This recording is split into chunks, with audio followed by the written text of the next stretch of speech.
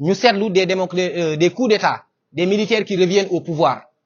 Il faut comprendre que quand le géopolitique bouge sur le plan international, ça bouge pour l'Afrique, parce que l'Afrique, c'est le grenier du monde. Et comme vous l'avez dit, nous constatons au Mali, au Niger, en Centrafrique, la présence d'autres impérialistes. Parce que les gens ne le savent pas, on n'a pas une culture de l'histoire, mais les Russes, tout comme les Français, tout comme les Britanniques et les Allemands, les États n'ont que des intérêts. Quand ils sont présents dans un terrain d'intervention, c'est pour protéger leurs intérêts. Quand la France a perdu les contrats miniers en France, c'est les Russes, avec Wagner, qui ont gagné les contrats miniers. Tout ça pour expliquer que ce sont des situations géopolitiques sur lesquelles les dirigeants que nous choisissons doivent avoir de la hauteur pour pouvoir gérer ces situations-là. Mais ça ne change en rien au fait que c'est une puissance étrangère qui part pour laisser la place à une autre puissance étrangère. Mais le plus dangereux pour la jeunesse africaine dans tout cela, c'est la manipulation qui encadre ces processus-là. On est en train d'essayer de présenter les Russes comme des sauveurs. Les Russes ne sont pas des sauveurs. Il faut voir l'histoire de l'invasion de l'Afghanistan pour comprendre les intentions de la Russie. Et nous sommes tous témoins de l'ascension fulgurante de Vladimir Vladimirovitch Poutine pour comprendre qu'il n'a pas d'émotion, que s'il est présent ou si ces hommes sont présents sur un théâtre d'opération, c'est pour préserver les intérêts de la Russie.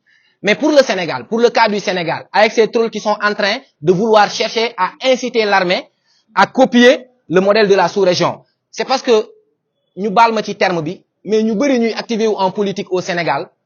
Ils sont nés bien après 95. Ils n'ont pas de notion historique sur la géopolitique internationale, mais plus important encore, sur la typologie sociale du Sénégal.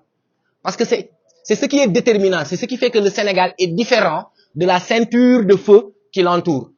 Nous avons une typologie sociale particulière avec laquelle il faut tenir compte. Nous avons une armée républicaine, très bien formée, des généraux qui mesurent la responsabilité qui pèse sur leurs épaules.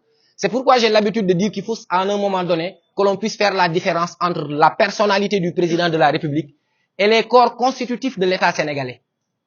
Et je crois qu'à ce titre, nous avons un très bon service de renseignement, des généraux qui sont avisés sur la géopolitique internationale, parce que la plupart d'entre eux ont été formés à l'extérieur, qui connaissent les enjeux du moment, qui savent de quoi ils doivent préserver le Sénégal. C'est très déplorable de voir des jeunes faire des trolls, inciter les autres, essayer d'inciter l'armée à chercher à prendre le pouvoir, mais déjà nous ne sommes pas dans ces conditions. Les conditions ne sont pas réunies pour que l'armée prenne le pouvoir. Nous ne sommes pas dans une tension sociale pour que l'armée prenne le pouvoir. Le Sénégal n'est pas le Gabon, par exemple, où la dynastie Bongo règne depuis 53 ans. Le Sénégal n'est pas la Centrafrique, où il y a récemment eu des problèmes de confession anti-Balaka et chrétiens. Le Sénégal n'est pas le Mali. Le Sénégal n'est pas le Niger. Donc, à ce titre, et il y a aussi le ministère du culte. À travers le ministère du culte, j'entends les familles religieuses qui ont un rôle prépondérant par rapport à la stabilité du pays. Je pense que tous ces éléments-là pris en compte nous permettent d'espérer que le Sénégal ne sombre pas dans la spirale de violence comme les pays que nous avons eu à citer tout à l'heure. Mais il est important, à chaque fois, d'attirer l'attention des jeunes sur l'inutilité d'engager ces combats-là. Nous n'avons jamais vécu sous de régime militaire. Comme j'ai l'habitude de le dire, ñun añ ba suur lañ xam japp caayen takusaan jot nga tak say dal fubali wala nga lazimi wala nga xolloo defi. Donc nous ne connaissons pas les sons des mitrailleuses et tout te ñaanuñu yàlla Sénégal yegg foofu. Nous avons toujours eu des processus démocratiques et le président, en prenant position par rapport à la question du troisième mandat, nous a déjà tracé une voie exactement pour éviter que le Sénégal ne sombre dans le chaos. Et pas plus tard qu'hier, il a eu à réitérer cela auprès du Khalife général des Mourides pour que la paix et la stabilité soient consolidées dans ce pays. Donc, à ce titre, il est toujours important d'attirer l'attention des jeunes sur l'impertinence de cette question-là.